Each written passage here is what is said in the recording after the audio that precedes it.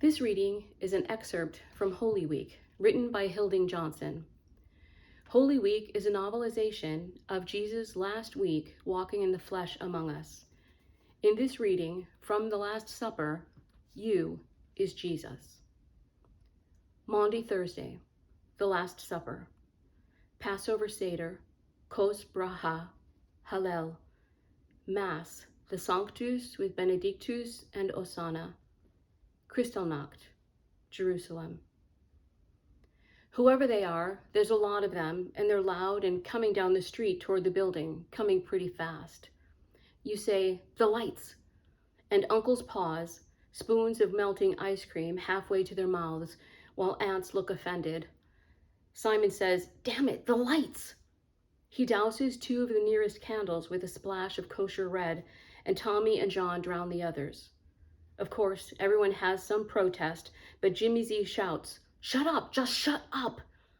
And the whole crowd is stunned into tentative silence. In the quiet which follows, it's possible to hear individual voices from the crowd outside, though not actual words. They're close now, right below. Some heavy vehicle pulls up in front of the building, and the throb of its motor thrums in the floors and walls. Simon flattens himself against a wall and inches over to where he can see through one of the busted-out windows. He says, they just brought up a Black Maria. Shit, says Tommy. Shh, say 5 or 6 people. There's a pause. No sound in the room, no sound from the street. It lasts just long enough for everyone to wonder, including you, if perhaps none of what is happening is happening. And then comes the sound of the massive plate glass windows downstairs shattering, shivering into a million irretrievable fragments. Mark says, that's it, I'm calling the cops. And Simon laughs, get real, sweetheart.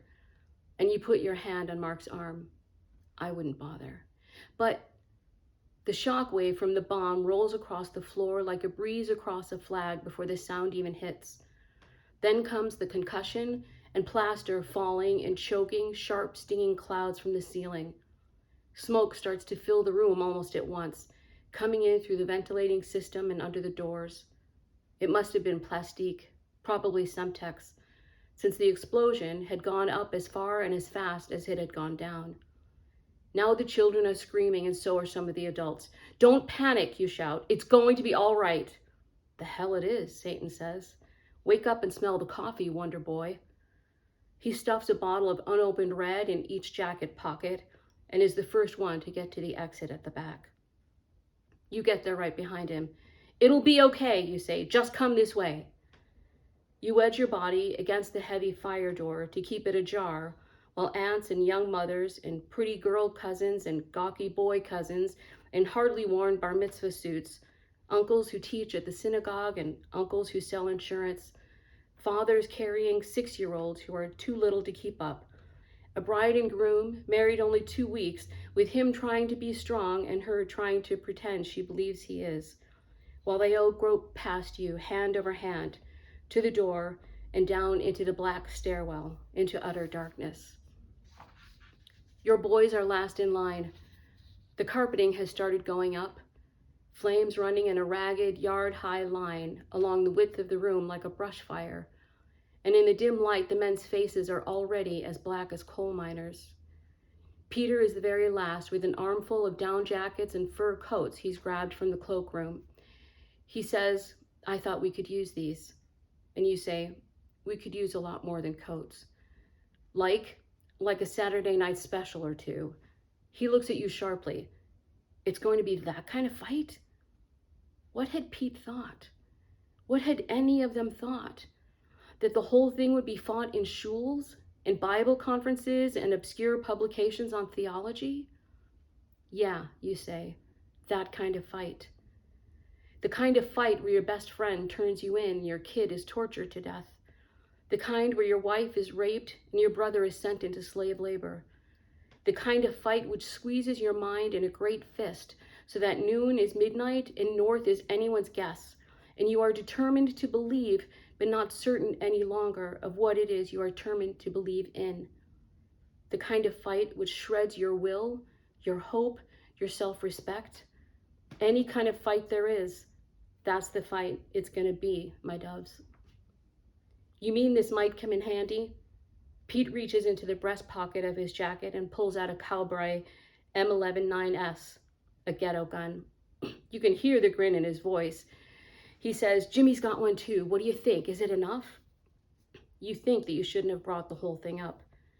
You think that there are silos from Hadrian's Wall to Novosibirsk to Des Moines packing warheads that delivered would make Hiroshima look like a Sunday school picnic, and every one of them pointing at the little crowd in the staircase of a burning building on a back street in the city of God. It's enough, you say. Let's go. The last of them squeezes past, and you try to pull the door shut but can't. Pete and Jimmy give you a hand, then Johnny too, and even so, it's all the four of you can do to get the door to close behind you. The updraft is that powerful. And you try not to think what will happen if there is any open flame nearby downstairs. For if there is, once the bottom door is opened, the stairwell will become an incinerator in seconds. Pete says, what if? I know. So what do we do? Send up a couple of Our Fathers, a Miserere, whatever you got. Oh, Father, our Father, hear us here, packed into an airless, lightless, one-way tunnel, which, if it doesn't become a death trap itself, will nevertheless open on a world which is. Oh, Father, our Father, now what? Do not be afraid, O worm of Jacob, O little Israel, for I myself will help you, declares the Lord. You reach up through the darkness, the smoldering roof, the city's boiling sky, the night. Are you there? I am. Are you there? I am. The temperature is at least 115, 120 degrees and rising with each breath you and anyone else takes. Most of the kids are crying, and the women are comforting the kids they're holding and calling out to the ones they can't see. The men are praying or cussing like China hands or both, and about half of those present of either sex and any age think they know what should be done and is arguing their view at high volume to the audience at large. Pete says, we have to get out soon.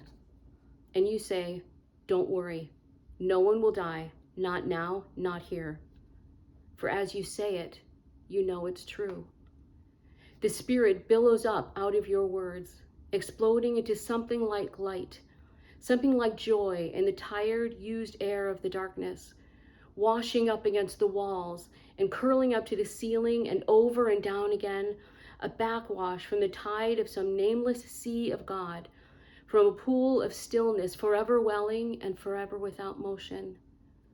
And then suddenly everyone becomes quiet, like birds twittering to a halt suddenly, poised on Jacob's ladder, while the unspeakable ascends and descends between them, through them, with or without them. You step down one stair.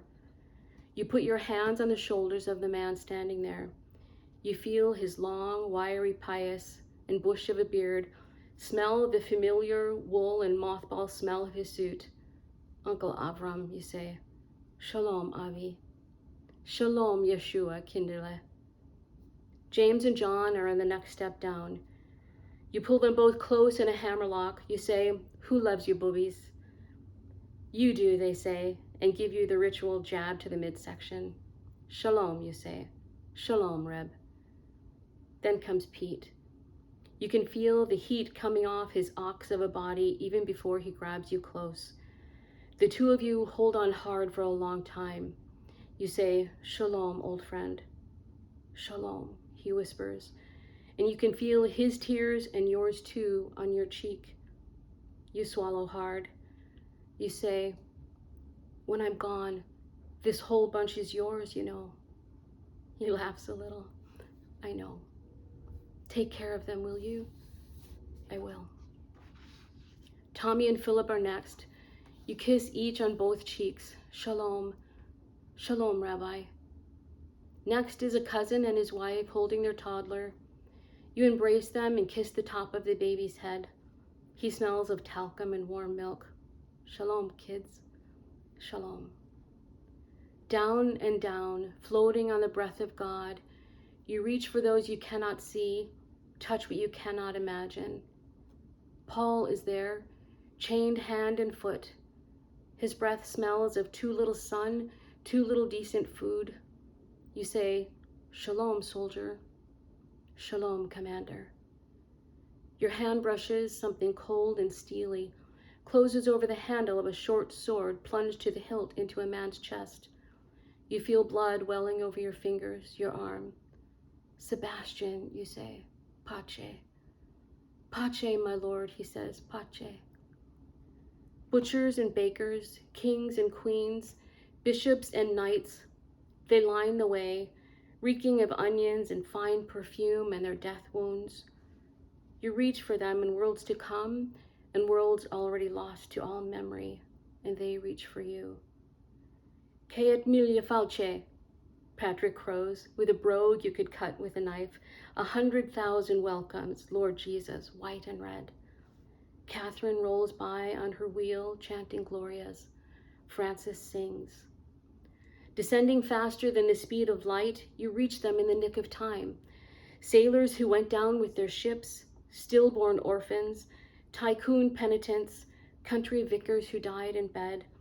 You grab their outstretched hands. "Peace," you say, "peace." And for just one moment before you reach the bottom, the crust of time and sense splits wide open and you see them all clearly, rank on rank, as far as the imagining can go and farther, coming from mountains and valleys and the islands of the sea, from mighty cities and backwoods places which have no name, from palaces and caves, dancing, invincible, clothed in light and fire. You say, "My God, are they mine?" And the Father laughs. "They're yours, all yours." This was written by Hilding Johnson, nom de plume of Judith Hilding Johnson, Megan's mother.